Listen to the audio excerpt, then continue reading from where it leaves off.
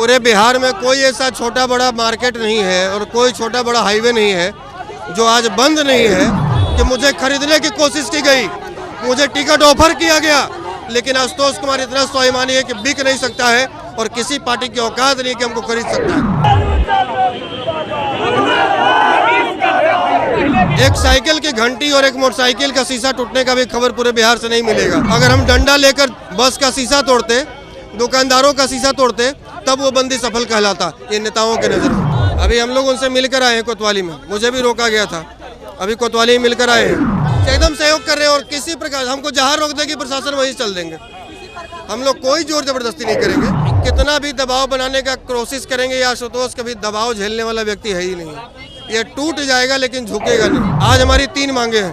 पहली मांग है कि मनीष कश्यप प्रकरण का निष्पक्ष जांच। बिहार में जबरन कोनो काम ना होला, डरवा के सीबीआई ईडी और कुछ सूत्र वाले पत्रकार चाहेंगे कि नाम बदनाम कर दे तो समझ जाइए बिहार है, बिहार है, बिहार है, सब कुछ ठीक ठाक कर देता है, चिंता ना करिए। तेजस्वी यादव जी, लेकिन 2025 में आपको मुख्यमंत्री जो बनने का सपना पाल के रखे हैं ना, नहीं बनने दूंगा।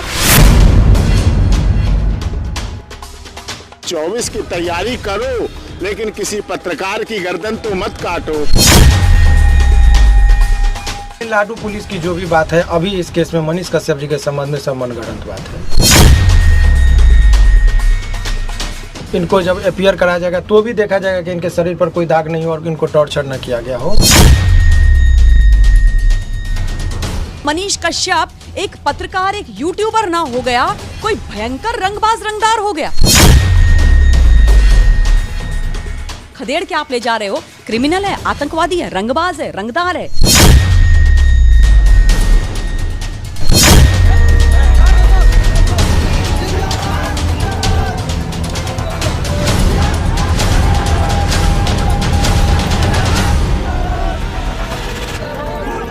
देख सकते हैं किस प्रकार से प्रशासन के द्वारा यहाँ पे जबरन किया जा रहा है, किस प्रकार से कुछ लोगों को जो है कि जबरदस्ती डाल करके अंदर ले जाने का प्रयास किया जा रहा है, लेकिन यहाँ पे कुछ जो है कि जबरदस्ती किया जा रहा है और यहाँ पे जो है कि पुलिस प्रशासन लगातार जो है कि कोशिश कर रही है कि किस प्रकार से जो है कि लोग यहाँ पे विरोध कर रहे हैं, लेकिन प्रशासन नहीं मान रही है।